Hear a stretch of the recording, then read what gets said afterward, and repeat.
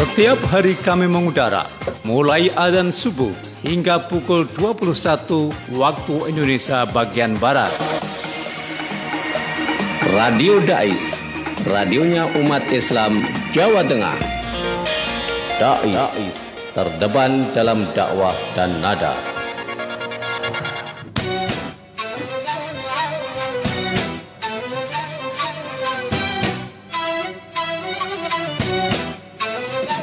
Bismillahirrahmanirrahim. Assalamualaikum warahmatullahi wabarakatuh.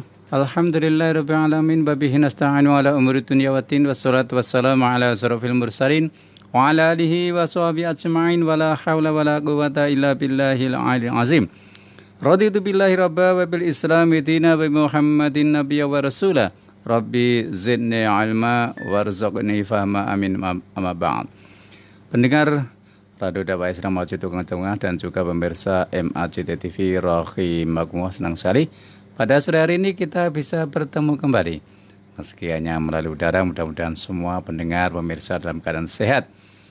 Edisi Senin untuk saat ini tanggal 17 Februari 2020 kita akan melanjutkan bahasan kita di tafsir Al-Qurtubi, yakni surah Ali Imran 95. Yang pada intinya bahwa adalah mengenai perintah untuk mengikuti agama Nabi Ibrahim. Tentunya nanti pendengar pemirsa untuk sesi kedua bisa pun live 6746352. Dan siaran ini juga langsung kita siarkan live YouTube melalui MACT TV dan juga live Facebook Dais Play. Dan monggo yang mau untuk mengakses di YouTube maupun Facebook bisa langsung live di sana. Alhamdulillah pada sore hari ini telah hadir narasumber yang setia menemani pendengar dan juga pemirsa, yakni Haji Ulil Albab Syekhun Sarjana Agama kita semua. Assalamualaikum Yai. Waalaikumsalam warahmatullahi wabarakatuh. Ya, gimana kabar Yai? Alhamdulillah baik. Sehat-sehat? Sehat. Iya. Mudah-mudahan pendengar pemirsa dalam keadaan sehat dan nanti sesi kedua bisa pun live di 6746352. Kita lanjutkan Ali Imran 95. Ya, Assalamualaikum warahmatullahi wabarakatuh. Waalaikumsalam. Pendengar setia Radio Dakwah Islam Masjid Agung Jawa Tengah serta pemirsa MACT TV, kita kaji bersama Ali Imran 95. Bismillahirrahmanirrahim. Qul sadaqallah fattabi'u millata Ibrahim hanifa wa ma kana minal musyrikin. Sadaqallahul azim. Jadi ini kaitannya bagaimana waktu itu di Madinah ya. Di Madinah itu kan sudah banyak orang Nasrani dan orang-orang Yahudi. Kemudian banyak klaim bahwa semua agama samawi itu mengaku sebagai pengikut agama Nabi Ibrahim. Karena itu diperintah, kemudian turunlah ayat ini sebagai jawaban. Karena itu qul shadaqallah. Jadi soal agama ini enggak usah banyak istilahnya mengklaim bahwa kami yang paling benar. Kembalikan qul, sampaikan Muhammad shadaqallah, yang maha benar itu Allah. Nah itu jadi yang kalau Allah pasti shadaqallah. Nah itu karena itu orang Islam pun bahkan meskipun Al-Quran itu sudah diyakini pasti benarnya, tapi tetap ketika baca dan menakwili kita bilangnya shadaqallahul azim wa shadaqa rasuluhun nabiyul karim wa nahnu ala dzalika minasyahidin. Taruhlah misalnya seperti itu. Itu sebagai wujud ketakliman kita. Jadi pusat kebenaran itu hanya Allah. Kita ini hanya mengikuti kebenarannya Allah. Karena itu shadaqallah. Kemudian fattabi'u millata Ibrahim hanifa. Kalian ikutilah agamanya Nabi Ibrahim. Tapi ini menggunakan istilah milah. Milah itu berarti lebih dekat ke kaitannya dengan akidah keimanannya. Kalau lebih dekat kepada syariatnya biasanya diistilahkan dengan din. Nah kalau din itu lebih banyak kepada syariatnya, aturan-aturan kemasyarakatan, aturan-aturan kehidupan bermasyarakat, kemudian aturan ritual agamanya itu lebih banyak kepada din, istilahnya din. Tapi kalau kemudian menggunakan istilah milah, jadi inilah yang mempersatukan Islam sejak zaman Nabi Adam sampai Nabi Muhammad ketika menggunakan konsep milah. Nah, ketika menggunakan konsep milah pun Nabi Ibrahim menyatakan wa ana awalul muslimin. Nah, gitu. Kemudian bagaimana pengikutnya Nabi Isa pun menyatakan wa nahnu minal muslimin. Nah, gitu. Jadi ketika kita menyatakan Islam, maka jangan dihitung dari nama Nabi Muhammad. Kalau dari din bisa dari Nabi Muhammad. Tapi kalau milah itu dari Nabi Adam, bahkan paling tidak dari Nabi Ibrahim. Karena syariat yang terdekat dari segi akidah itu yang paling bagus itu adalah sejak zaman Nabi Ibrahim. Karena itu akhirnya Nabi Ibrahim ini didaku semua ya. Orang Yahudi menyatakan Ibrahim itu Yahudi, orang Nasrani menyatakan Ibrahim itu Nasrani, orang Islam menyatakan Ibrahim itu Islam. Nah, itu. Nah, sehingga berdasarkan Al-Qur'an kan Nabi Ibrahim menyatakan wa ana awalul muslimin. Nah, kalau kemudian dihitung bahwa Islam itu sejak Nabi Muhammad, tentu Nabi Ibrahim enggak muslim dong nanti. Nah, gitu ya. Berarti Nabi Isa, Nabi Musa ya enggak muslim, kemudian Nabi Adam enggak muslim. Artinya gini, dari segi syariat, aturan ritual, aturan keagamaannya itu ada batasan khusus, syariatnya Nabi Muhammad ada tersendiri. Nah, gitu ya. Karena memang al-hukmu yaduru ma'ilatihi, hukum itu kan berjalan sesuai dengan alasan yang mengikutinya. Jadi zaman Nabi punya syariat sendiri, zaman Nabi Muhammad. Zaman Nabi Ibrahim pun punya syariat tersendiri dalam segi din. Jadi antar Nabi itu yang membedakan kaitannya dengan din. Tapi kalau kaitannya dengan akidah, dengan milah, hampir semuanya itu sama. Nggak mungkin beda. Nggak ada Nabi yang menyembah lebih dari satu Tuhan. Nah, yang jelas-jelas menyatakan diri secara implisit itu adalah penyembah satu Tuhan kan Nabi Ibrahim. Sehingga sampai dibakar hidup-hidup oleh Namrud itu kan gara-gara menyatakan itu. Padahal untuk zaman itu hampir semua negara-negara besar itu rata-rata menyembah Tuhan yang banyak. Orang-orang paganis atau orang-orang politeisme menyembah banyak Tuhan. Nah, Nabi Ibrahim waktu itu yang menyatakan untuk menyembah hanya satu Tuhan, sehingga Nabi Ibrahim dikenal sebagai bapak monoteisme. Nah, gitu. Karena itu diperintahkan fattabi'u millata Ibrahim hanifa. Sehingga agamanya peninggalan Nabi Ibrahim pun banyak diistilahkan dengan istilah Hanif. Nah, Islam sendiri juga dari segi akidah mengambil konsep Hanif ini, di mana digambarkan dulu Nabi Ibrahim itu sempat istilahnya berpetualang dalam hal akidah, sampai sempat berpikir kalau begitu bintang ini adalah Tuhan. Waktu itu Nabi Ibrahim sudah nggak mau menyembah patung, udah nggak mau. Atau ada yang lebih hebat dari patung, ada bintang. Tapi setelah itu hilang. Maka seketika itu Nabi Ibrahim nggak layak ini Tuhan kok hilang. Nah, gitu. Kemudian ada rembulan dianggap lebih besar daripada bintang, sinarnya pun lebih terang. Tapi setelah kemudian hilang, Nabi Ibrahim pun ya ini nggak layak nih jadi Tuhan, nggak pantas ini kayak seperti ini. Terus kemudian lebih hebat lagi ketika pagi. Nabi Ibrahim pun sempat mungkin ya ini matahari ini yang lebih layak disebut sebagai Tuhan. Dan kerajaan kuno kan banyak sekali yang menyembah pada matahari. Ya gitu. Sehingga sampai sekarang misalnya Jepang pun masih mempertuhankan matahari. Kemudian di India pun banyak kan pemuja matahari. Kemudian Mesir pun dulu rajanya selalu mengaku sebagai anak Amon-Ra atau anaknya dewa matahari. Nah, dalam dunia wayang pun itu kan juga banyak ya dewa matahari, dewa surya. Nah, itu memang di Asia maupun di Eropa banyak negara-negara yang seperti itu waktu itu. Tapi Nabi Ibrahim sudah mulai menolak itu. Wah, ini nggak layak juga ini untuk dijadikan Tuhan. Sehingga akhirnya berkat bimbingan malaikat Jibril hanya mendapatkan wahyu tentang keberadaan Allah Subhanahu wa taala. Nabi Ibrahim terpilih sebagai nabi dan rasul.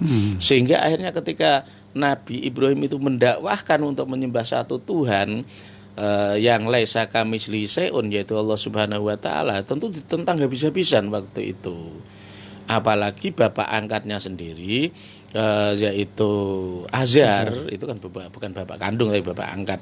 Itu kan memang pematung resmi di kerajaan Babilonia. Nah, sehingga Raja Babilonia Namrud marah bukan main. Bagaimana anak angkatmu itu, kamu aja ibaratnya itu kan, ibaratnya sekarang ya pemilik kuil atau mungkin semacam menteri agamanya lah kalau zaman sekarang. Kamu itu menteri agamanya kerajaan sini, kok anakmu kok malah menentang agama resmi negara. Jadi waktu itu agama di Babilonia ya agama resminya ya penyembah matahari, termasuk penyembah patung-patung karena banyak Tuhan. Nah gitu. Sehingga ketika Nabi Ibrahim mendakwahkan tentang agama tauhid ya ditentang habis-habisan. Ya. Nah kemudian agama peninggalan Nabi Ibrahim ini dikenal sebagai agama Hanif. Karena itu orang Islam pun ketika baca doa istiftah itu juga termasuk Hanifan Muslimah. Nah itu Hanifan. Hanifan itu maksudnya adalah mengikuti akidahnya Nabi Ibrahim, itu namanya Hanif. Sehingga para pengikut-pengikut agama peninggalan Nabi Ibrahim waktu itu mereka juga disebut sebagai Hanif, orang-orang Hanif. Jadi penduduk Makkah itu waktu itu orang musyrikin banyak, orang Yahudi ada, orang Nasrani juga ada. Bahkan Warokoh bin Naufal itu juga seorang pastor. Nah gitu kan. Sehingga komplit di sana haber atau pendeta Yahudi pun ada. Jadi Makkah waktu kelahiran Nabi Muhammad itu sudah banyak agama. Jadi bukannya Islam itu turun di tanah kosong tanpa agama, bukan. Nah, kemudian keberadaan Nabi Muhammad ini kenapa dimusuhi? Ya karena eksistensi agamanya Nabi Muhammad, Islam yang menyempurnakan apa yang sudah diajarkan oleh Nabi Ibrahim, ini akan sangat mengganggu perekonomian Makkah. Karena waktu itu orang Makkah itu termasuk mengandalkan peziarah-peziarah yang waktu itu ziarahnya ke Ka'bah, tapi persembahannya kepada patung-patung sekitar 360 patung yang ada di sekitar Ka'bah. Dan itu pengelolanya adalah rata-rata tokoh Makkah yang memusuhi Nabi itu. Jadi misalnya Lata itu ada penguasanya sendiri, Abu Jahal dan teman-temannya. Uzza nanti ada penguasanya sendiri, Hubal ada penguasanya sendiri, patung-patung kecil ada penguasa-penguasanya. Dan patung-patung itu ya rata-rata penguasanya yaitu misalnya As bin Wa'il, Walid bin Mughirah, yaitu kelompok-kelompok tersebut. Sehingga ketika Nabi Muhammad mengajarkan untuk kembali kepada agama tauhidnya Nabi Ibrahim, pasti ekonomi mereka akan tergusur. Kenapa? Dan nanti peziarah kan hanya ke Ka'bah, tidak kepada juru kunci patung-patung tersebut. Padahal setiap mereka itu datang ke Makkah untuk berziarah ke Ka'bah juga sekaligus itu melakukan persembahan kepada patung-patung yang sekitar 360 itu, memberi persembahan sesuai dengan apa yang jadi penghasilannya. Pedagang emas ya yang ditinggal di situ kalau emas. Nanti pedagang perak ya perak, yang pedagang jeruk ya mungkin jeruk, yang petani-petani kurma yang dipersembahkan itu ya kurma. Jadi juru kunci itu yang kaya raya. Lah siapa? Kan patung nggak bisa makan. Patung nggak bisa ambil kalang-kalong gelang, yang ngambil ya para juru kuncinya itu. Lah juru kunci patung-patung besar-besar itu ya yang akhirnya ketika ada dakwahnya Nabi yang paling berkepentingan untuk melawan. Kenapa? Kalau ini dakwahnya Nabi Muhammad ini mengajak untuk kepada akidahnya Nabi Ibrahim, ya belai kita nggak dapat apa-apa nanti, apalagi kalau patung kita dihancurkan, kita makin nggak. Jadi waktu itu penghasilan terbesar bagi penduduk Makkah sebenarnya tidak hanya sekedar dagang. Dagang itu sebenarnya sudah pertimbangan kedua. Pertimbangan pertama adalah peziarah. Lah waktu itu peziarah nggak hanya seperti sekarang musim haji itu, enggak. Musim haji dari dulu tuh sudah ada. Zaman jahiliyah itu sudah ada musim haji. Ya, ketika musim haji itu ya dari mulai Syawal, Dzulqa'dah, Dzulhijjah, itu dari zaman dulu kuno. Bahkan dari Yaman, dari Syam, dari Yordan, dari Mesir, datang semua dari luar negeri, dari dulu sudah ada. Itu jadi yang namanya peziarah, atau kalau sekarang ya dari orang-orang kalau bahasa kasarnya rekreasi itu ya. Yaitu sangat menentukan. Bahkan sekarang aja itu pesawat Garuda sampai minta kasih diskon berapa? 50% sampai 70% demi untuk menarik penumpang yang datang berrekreasi, wisata, jadi wisatawan. Karena wisatawan luar negeri sangat sulit, sampai sekarang wisatawan domestik pun ditarik dengan penawaran diskon sampai 70% segala. Nah, itu sama. Dulu orang Arab sudah pertimbangan seperti itu. Jadi mereka melihatnya tidak hanya sebagai peziarah, itu peziarah bahasa halus ya, wisatawan itu wisatawan religi. Nah, kalau bahasa sekarang wisatawan religi.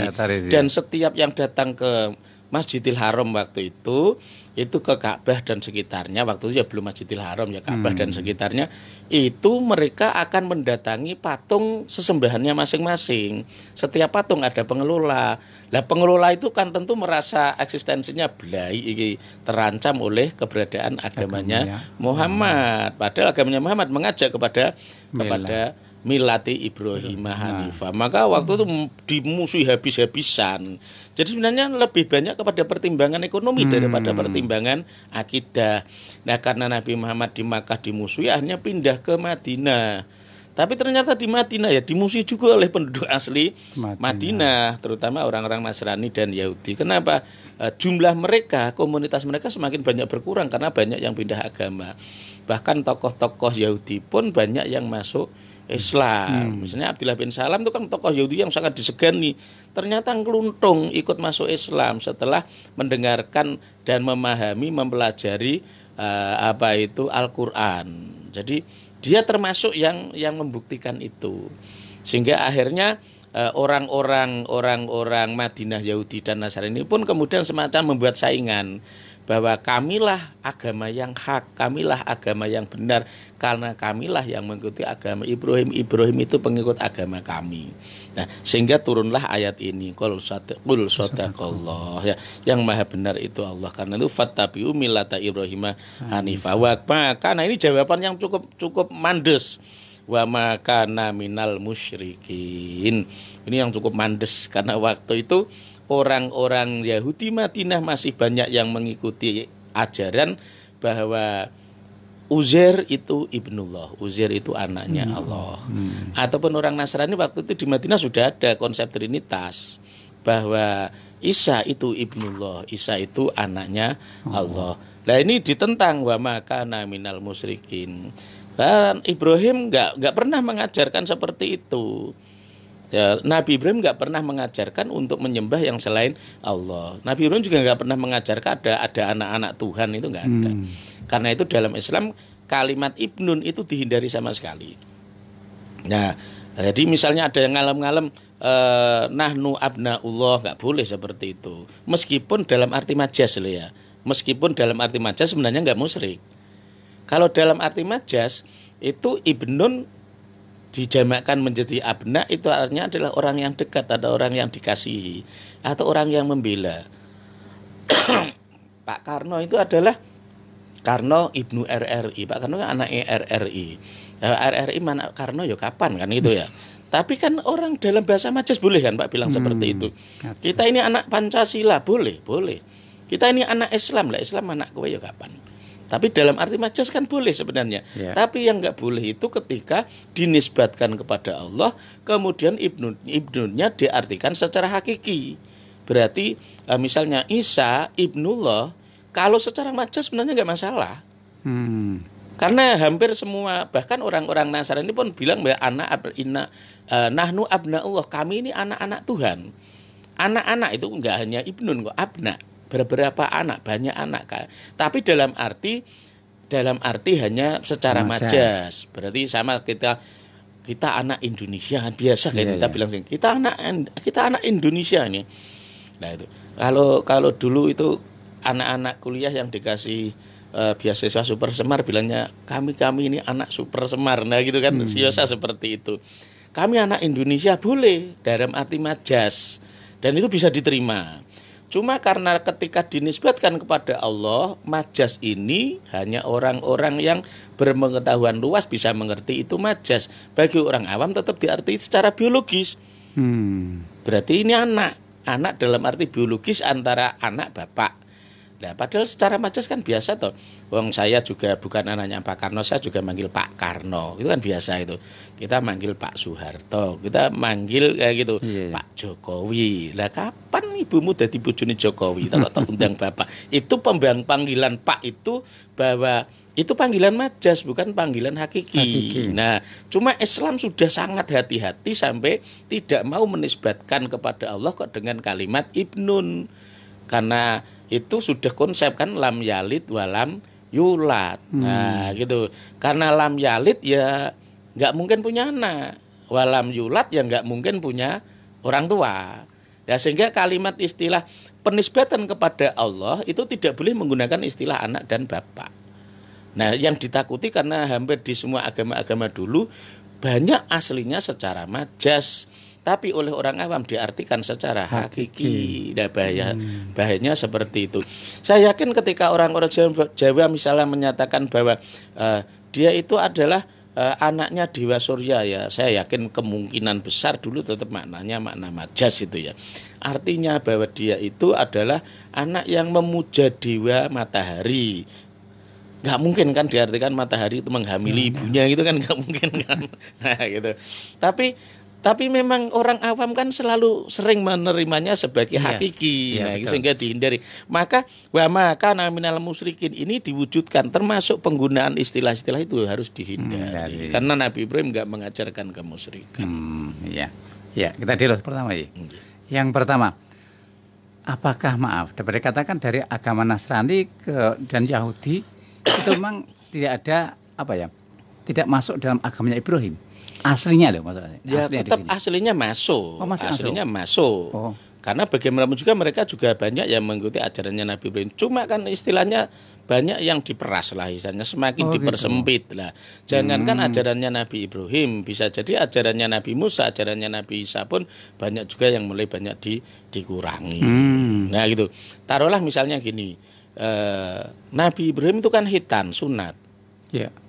Orang Islam sunat. Maaf, orang Nasrani malah nggak sunat. Nah, itu kan sudah. Ya, contoh-contoh kecilnya seperti itu misalnya. Nabi Ibrahim juga tidak makan babi, tidak makan anjing. Ya, mirip seperti kalau orang Yahudi masih seperti itu mah. Karena saudara kita dari agamanya itu kan malah ikut makan itu. Ya, itu kan kalau mengaku sebagai pengikut Nabi Ibrahim kan jauh berarti. Nah, gitu. Kemudian Nabi Ibrahim itu kan juga yang mengajarkan tentang kebersihan. Itu kan Nabi Ibrahim. Itu dalam Islam masih dilakukan. Seharusnya itu ya dilakukan juga. Jadi seharusnya itu ajaran wudhu itu dari Nabi Ibrahim sudah ada. Sudah ada. Zaman Nabi Musa pun sudah ada. Terus putusnya dari Nasrani Yahudi kapan itu? Putusnya sama dengan Islam? Ya, karena begitu jauhnya itu. Karena pemindahan dari agama itu kan cukup jauh. Nah, sehingga ketika Nabi Muhammad ada ajaran tentang wudhu, itu sebenarnya kalau bagi orang Yahudi ya sudah dianggap hal biasa. Itu kami sudah melakukan dari dulu. Nabi Ibrahim juga sudah melakukan dari dulu. Jadi jangan dianggap bahwa Islam itu hanya mulai dari Nabi Muhammad. Nah, gitu ya. Misalnya soal zakat, misalnya nama Nabi Ibrahim kan juga sudah ada zakat. Zaman Nabi Musa juga ada zakat, zaman Nabi Isa juga ada zakat. Ya cuma kan beda syariat, beda din. Tapi kalau milah kan artinya sama. Taruhlah misalnya ada zakat yang misalnya ya Nabi Ibrahim itu zakatnya juga masih mengikuti agama yang terdahulu. Ya sejak zaman Nabi Idris itu kan sudah separuh itu. Zakatnya sudah separuh. Sampai Nabi Ibrahim zakatnya sampai separuh. Ya mulai 25% itu kan zaman Nabi Musa. Zaman Nabi Musa sudah mulai berkurang lagi. Zaman Nabi Isa 10%. Terus zaman Nabi Muhammad masih ada yang 10%. Itu khusus mazroat. Khusus tanaman palawija itu 10%. Itu pun kalau airnya itu gratis. Kalau airnya bayar dengan ebor dan zaman kuno, kalau sekarang ya dengan diesel. Nah, gitu. Harus sewa diesel untuk mengambil airnya, itu sudah tinggal 5%, kan tidak 10% lagi. Kecuali kalau Ahlul Bait itu habaib keluarga Nabi itu sekarang masih banyak yang masih melakukan 1/10. Jadi mirip ya, jadi orang Kristen juga kan masih banyak mengamalkan 1/10 kan. Nah ya. Tapi artinya kan syariat zakat itu sudah ada kan, zaman Nabi Adam, zaman Nabi Idris, zaman Nabi Ibrahim, cuma kan beda-beda jumlahnya kan, zaman beda jumlahnya. Kalau zaman Nabi Adam malah 100%. Oh, Kenapa 100%? Darkake sapa wong yo namung kuwi kok. Nah gitu. Iya. Iya. Ya, karena semakin mundur karena zaman Nabi Musa itu ya sampai seperempatnya 25%. Nah itu, tapi zaman Nabi Isa sudah susut lagi 10%. Nah, ya memang wahyunya seperti itu. Jadi memang beda generasi, memang beda aturan. Nah gitu loh, beda aturan. Nah terus kemudian misalnya zaman Nabi Muhammad 10% tinggal mazru'at saja. Itu pun yang airnya gratis. Setelah itu tinggal 5% ketika airnya beli. Nah yang lainnya cuma 2,5%. Dengan agama Yahudi cuma ada komanya, tapi angkanya kan sama 2 dengan 5. Kalau sana 25, kalau sini 2,5 kan gitu aja. Itu din namanya, itu din. Tapi kalau milah kan sama. Jadi aslinya milah yang diaku oleh orang Nasrani, oleh orang Yahudi, oleh orang Islam ya sebenarnya sama. Agama yang sama dari Nabi Ibrahim itu. Cuma memang dinnya berbeda-beda. Kalau milahnya jelas sama, harusnya tetap menyembah satu Tuhan saja. Enggak boleh menyembah Tuhan yang lain. Itu yang menjadi perbedaan akhirnya. Iya, yang akhirnya menjadi perbedaan sebenarnya dari segi akidah. Nah, kalau dari segi syariat itu ada perbedaan ya hal wajar, hal biasa aja dari zaman dulu. Zaman Nabi Adam itu nikah saudara kandung boleh. Lah dinikahi karo sapa wong anane yo namung kuwi. Iya. Nah, gitu. Ketika zaman Nabi Idris sudah berubah lagi. Sudah dibatasi lagi. Nah, gitu, sudah dibatasi lagi. Ada pembatasan terus-menerus gitu, semakin luas. Nah gitu. Karena itu misalnya zamannya Nabi Ibrahim itu syariatnya untuk menikahi itu kakak beradik masih boleh. Jadi kakaknya dinikahi, adiknya dinikahi. Diwayoh dadi siji masih boleh. Itu yang boleh praktek dilihat langsung itu adalah bagaimana Nabi Yakub menikahi Wa'ilah dan Rohilah sekaligus. Enggak ada yang dicerai. Dari Wa'ilah juga punya anak, dari Rohilah punya anak Yusuf dan Binyamin itu. Meskipun akhirnya ketika melahirkan Binyamin meninggal dunia. Ya, jadi hal lumrah wajar ketika Yusuf kemudian dimusuhi karena keberadaan Yusuf dianggap merebut kasih sayangnya Nabi Yusuf terhadap keturunannya Wa'ilah. Jadi kuwi anak mbok nom diguak karo anak mbok tuwa. Tapi ya tunggal bapak. Cuma memang beda ibaratnya apa? Tunggal pancuran beda sendang. Nah gitu, sendangnya beda. Jadi sendangi Rohilah, jadi sendangi Wa'ilah. Nah gitu. Iya. Terus yang tadi artinya berarti sejak zaman jahiliyah istilahnya Ka'bah itu sudah menjadi tujuan utama manusia berarti. Dari dulu. Untuk apa? Ya sama prosesi haji. Prosesi haji. Ya mereka ya tawaf. Cuma tidak lupa untuk memberi persembahan kepada patung-patung di sekitar Ka'bah itu. Nah itu waktu itu ada 360-an lah. Nah waktu itu setelah Fathu Makkah dihancurkan oleh Nabi dan para sahabat. Nah itu. Jadi ya udah cukup untuk bertawaf saja, untuk sholat saja. Nggak boleh yang kegiatan-kegiatan persembahan kepada patung-patung di sekitar itu. Nah sehingga ya lumrah wajar apabila Nabi dimusuhi habis-habisan. Oleh As bin Wa'il, oleh bin Walid bin Muhirah karena kaitannya dengan ekonomi. Lah kalau seperti ini penghasilan saya habis toh. Nah itu ya sama aja gara-gara virus corona ini kemudian misalnya Bali, Lombok dan sekitarnya kan gimana wisatawan nggak berani pada datang. Itu rugi berapa aja, berarti berapa ratus hotel yang harus sepi, berapa ratus penerbangan yang harus sepi, kemudian berapa restoran yang harus merugi. Nah itu. Nah sama ketika ini Muhammad ini ajarannya kalau berkembang nanti berapa ratus orang Makkah, berapa ribu orang Makkah merugi semua, maka dimusuhi. Ya cuma kita kadang membacanya kan cuma Islam disebarkan dimusuhi. Nah, sebenarnya kan kaitannya dengan ekonomi itu yang paling besar pengaruh besar. Iya. Pengaruh besarnya. Iya. Ya para teman dulu ya. Ya, pendengar pemirsa kita jeda sejenak jangan lupa. Nanti satu kuda bisa pun live ke 6746352. Kita dengarkan satu nada berikut ini. Allahumma sholli wa sallim ala sayyidina wa maulana Muhammadin. Adana fi ilmillah bidawamil mulki lahi. Allahumma sholli wa sallim ala sayyidina wa maulana Muhammadin. Adadama fi ilmillahi sholatan daimatan bidawamil mulki lahi. Allahumma sholli wa sallim ala sayyidina wa maulana Muhammadin. Adadama fi ilmillahi sholatan daimatan bidawamil mulki lahi. Allahumma sholli wa sallim ala sayyidina wa maulana Muhammadin. Adadama fi ilmillahi sholatan daimatan bidawamil mulki lahi. Kami semua anak Indonesia selalu siap membela negara. Pancasila ada dalam dada. Ajib jos Robin Mania. Kami semua anak Indonesia selalu siap membela negara. Pancasila ada dalam dada. Ajib jos Robin Mania. Allahumma sholli wa sallim ala sayyidina wa maulana Muhammadin. Adadama fi ilmillahi sholatan daimatan bidawamil mulki lahi. Allahumma sholli wa sallim ala sayyidina wa maulana Muhammadin. Adadama fi ilmillahi sholatan daimatan bidawamil mulki lahi. Para putrinya Sri Kandi Indonesia, wajah cantik tapi dari surga, pakai hijab menutupi auratnya. Ajib jos Robin Mania. Para putrinya Sri Kandi Indonesia, wajah cantik tapi dari surga,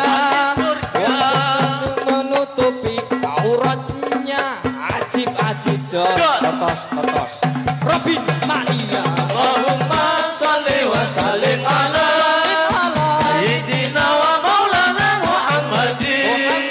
Adadama fi ilmillahi sholatan daimatan bidawamil mulki lahi. Allahumma sholli wa sallim ala sayyidina wa maulana Muhammadin. Adadama fi ilmillahi sholatan daimatan bidawamil mulki lahi. Para putranya Arjuna Indonesia, wajah ganteng apa adanya, sopan santun berakhlak mulia. Ajib jos Robin Mania. Para putranya Arjuna Indonesia, wajah ganteng apa adanya, sopan santun berakhlak mulia. Ajib jos Robin Mania. Allahumma sholli wa sallim ala sayyidina wa maulana Muhammadin. Adadama fi ilmillahi sholatan daimatan bidawamil mulki lahi. Allahumma sholli wa sallim ala sayyidina wa maulana Muhammadin. Adadama fi ilmillahi sholatan daimatan bidawamil mulki lahi. Padang bulane padange kaya rino, bulane sing awe-awe, elingake aja padha turu sore, kene tak critani kanggo sepo mengko sore. Padang bulane padange kaya rino, bulane sing awe-awe, elingake aja padha turu sore, kene tak critani kanggo sepo mengko sore. Allahumma sholli wa sallim ala sayyidina wa maulana Muhammadin. Adadama fi ilmillahi sholatan daimatan bidawamil mulki lahi. Allahumma sholli wa sallim ala sayyidina wa maulana Muhammadin.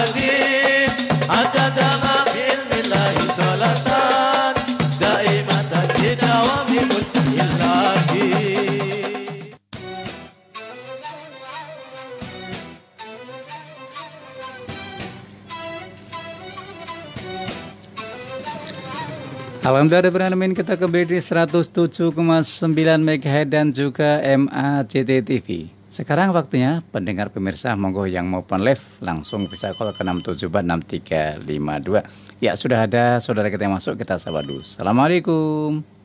Waalaikumsalam. Dari siapa, di mana Bapak? Dari Pak Diman di Kendal. Monggo Pak Diman. Pak Kendal. Ji.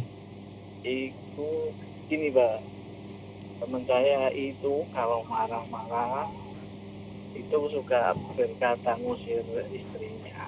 Apa? Marah-marah? Tapi kalau marah-marah istrinya kan pergi ke rumah orang tuamu. Oh, pure ya? Oh, Ji. Itu sudah 3 kali berturut-turut.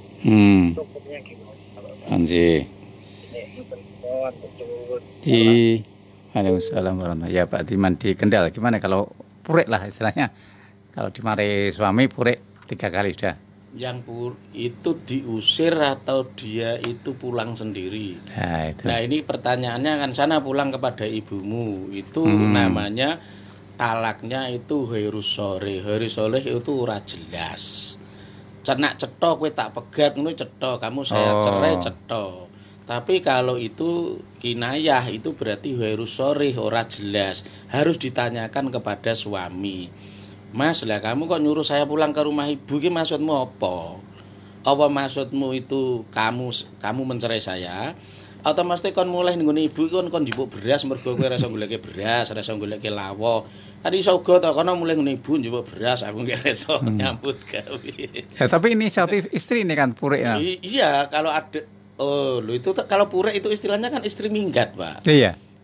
Ke orang tua. Tadi kan ceritanya kan dia itu disuruh pulang. Oh, dimarah-marahi tadi. Dimarahi, diusir, suruh pulang. Lah, laki-laki mengusir istri dengan bahasa mulya ngene wong tuamu.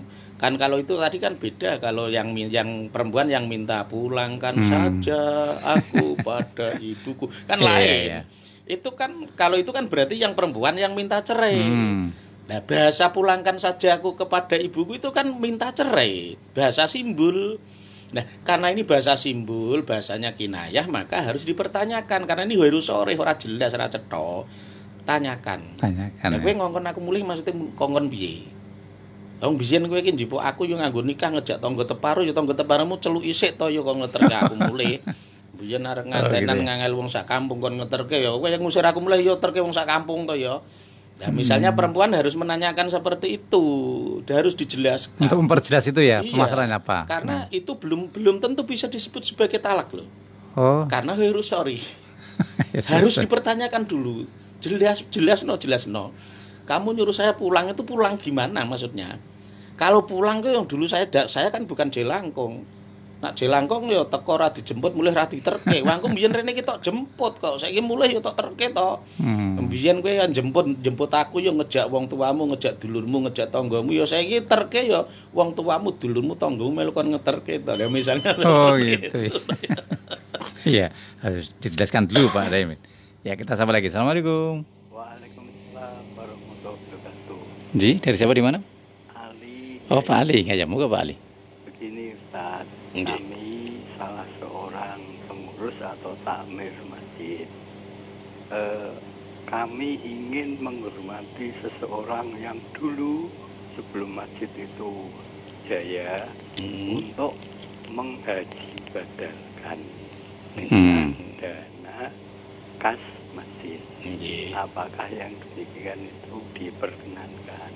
Wassalamualaikum warahmatullahi wabarakatuh. Waalaikumsalam warahmatullahi wabarakatuh. Ya, badal haji, ya. Tapi pakai badal haji. Tapi pakai uang takmir. Berarti membangun psikologinya, tidak membangun fisiknya.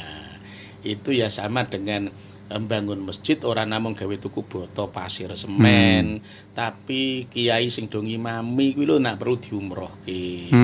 Gitu. Boleh. Itu orang namung bangun rogo tapi bangun jiwa. Tapi zamannya belum tentu setuju semua. Lah itu kan hak pengelolaannya kan kepada takmir. Itu hanya istilahnya etika sopan santunnya ya jak musyawarah. Tapi biasanya wong akeh ngono kuwi jak musyawarah dadine geger to. Ya cukup pengurus saja. Nah, itu kan sebagai wujud. Lah mosok misalnya jenengan arep ndekeki bisaroh imam ya mang musyawarah ambek jamaah ra ya ora to, Pak.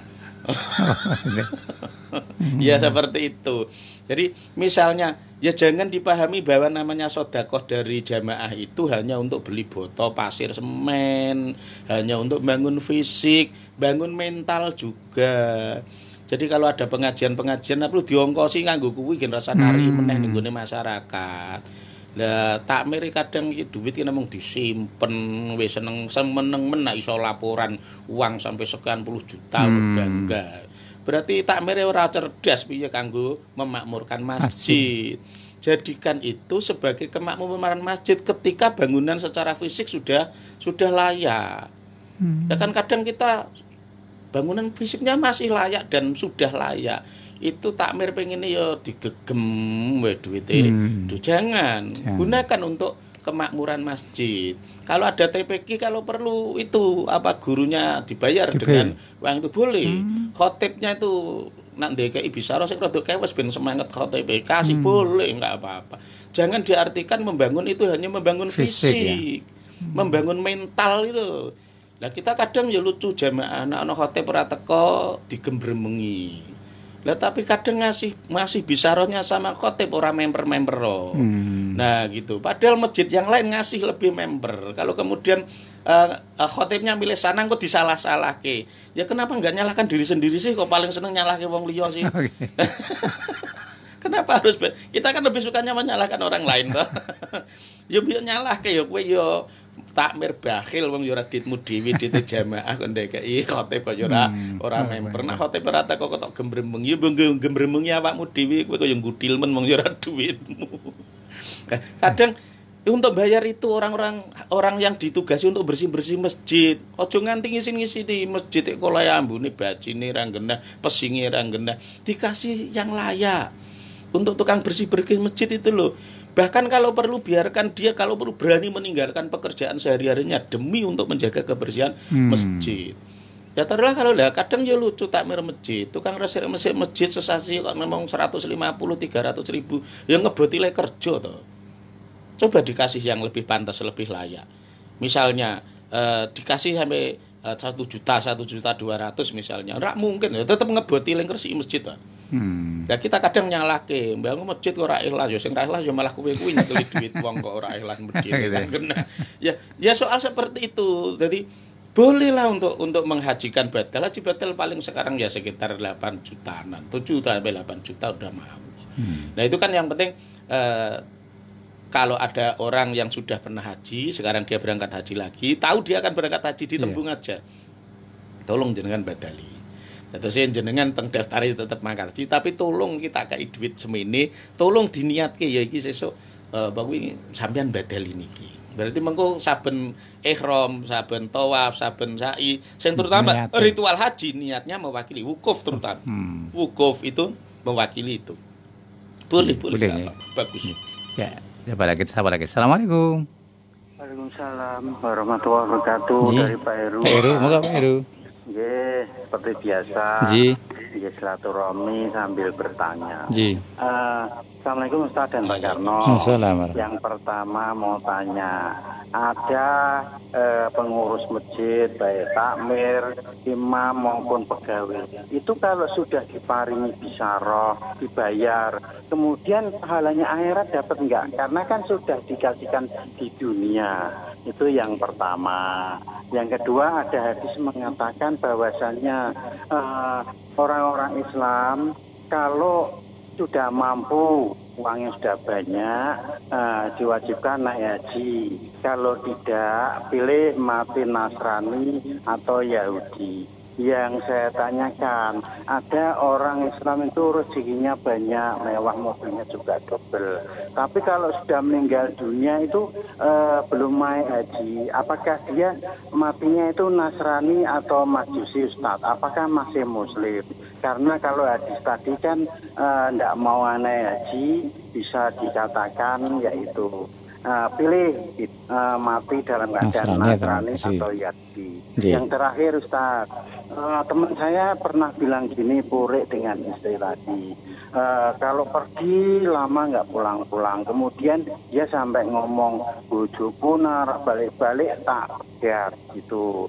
Nah kemudian istrinya satu malam pulang, tapi ternyata tidak dipegat. Itu sudah diucapkan, itu kena talak atau tidak? Terima kasih Pak Yai atas jawabannya. Assalamualaikum warahmatullahi wabarakatuh. Waalaikumsalam warahmatullahi wabarakatuh. Ya, yang pertama pengurus masjid dikasih bicara pahalanya hilang deh. Ya enggak hilang lah, kalau hilang ya itu Imam Masjidil Haram dan Masjid Madinah dora untuk ganjaran kabeh. Cara bayaran semua besar. Muadzin Masjidil Haram sama muadzin Masjid Nabawi itu gajinya mengalahkan camat ning Indonesia mungkin ya itu. Iya gitu.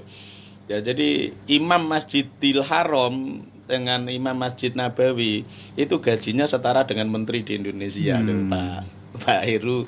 Wala anak nanggo res rentok ganjaran ke Imam Masjidil Haram do rentok ganjaran kabeh. Lah itulah cara pandang yang keliru bagi kita. Ya, jadi orang yang memperjuangkan agama kemudian dia dikasih bisaroh bahkan cukup besar, bahkan gak hanya bisaroh istilahnya gaji seperti di Malaysia dan sebagainya kan juga seperti itu.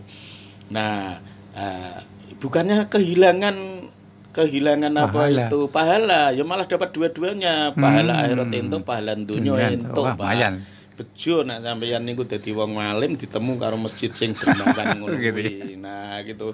Nasib wong alim tiba ning gone masjid tak mere medhit tukang maidu. Entuke ganjaran akhirat tok. Ya enggak dapat bisaroh ya enggak nganu toh Pak, enggak mempengaruhi itu. Ya itu kan hanya bagian kecil dari pahala akhirat. Asal bukan itu tujuannya. Artinya tidak semata-mata pengen dikasih bayaran. Nah gitu. Ya, yang kedua, yang orang mampu matinya belum haji tapi matinya gimana? Itu namanya tahdir. Tahdir itu pada karo medin-medin. Oh, medin. Bukan sungguhan. Nah itu maksudnya ki kebangetan ki berarti Islammu ki ora sempurna. Pokoknya pengen mati Kristen apa mati Yahudi, Yahudi ya ora Islam, Kristen ya ora Islam. Tapi bukan berarti kalau ada orang kaya belum haji terus kemudian jadi matinya Kristen. Ya enggak, selama dia enggak murtad ya tetap muslim. Itu bahasanya namanya tahdir, medeni. Itu sama seperti di hadis ketika Nabi menyatakan kok sing ora jamaah omahe tak obong. Lah nyatane sing ora jamaah diobong tenan apa ora? Kan enggak. Itu bahasa untuk menunjukkan betapa wajibnya, betapa pentingnya sholat berjamaah. Sama Pak Heru, ketika Nabi menyatakan kalau orang kaya mampu haji enggak haji silahkan mati Yahudi apa Nasrani, itu hanya tahdir untuk menunjukkan betapa pentingnya haji bagi orang yang sudah mampu. Nah, buktinya ya yang tidak haji ya ora terus kowe rasa disolati ya enggak gitu kok. Ya tetap Islam, ya tetap disolati. Cuma nanti kan masih seandainya dia belum bisa haji kan banyak Pak Heru. Bisa jadi karena sistem. Karena sistem di Indonesia sekarang itu kan jadwal tunggunya di Jawa Tengah saja sudah 25 tahun. Lah sudah bayar, sudah daftar, sudah dapat porsi, tapi urung kaya mangkat ana pengumuman innalillahi wa inna ilaihi rajiun. Lah terus nak dicap Kristen ora kasihan nanti Pak Heru. Tidak berangkatnya kan macam-macam, bisa karena sistem, bisa karena sakit. Ya, mungkin yang kaya raya kan bisa ambil yang plus.